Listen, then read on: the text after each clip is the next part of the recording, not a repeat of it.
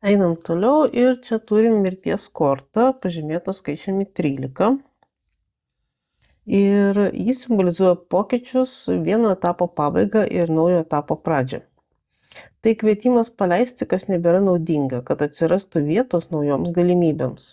Tai korta apie natūralią gyvenimo ciklų kaitą. Dažnai šitos kortos bijoma ir ji iš esmės taip ir lieka iki galo nesuprasta.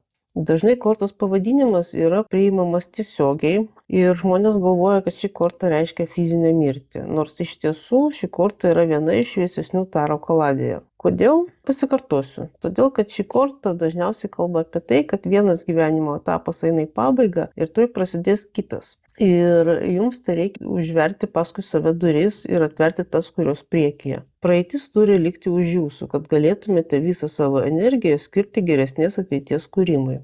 Ši korta taip pat gali simbolizuoti ir tai, kad šiuo metu jūsų gyvenime vyksta svarbus pokyčiai.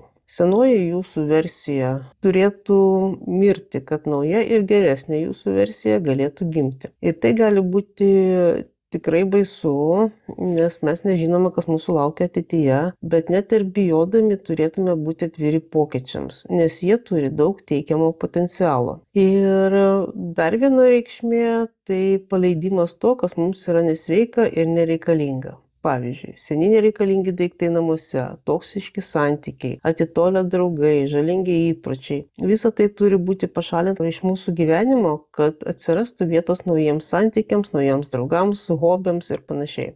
Tad tiesiog leiskite savo keistis, augti ir tobulėti.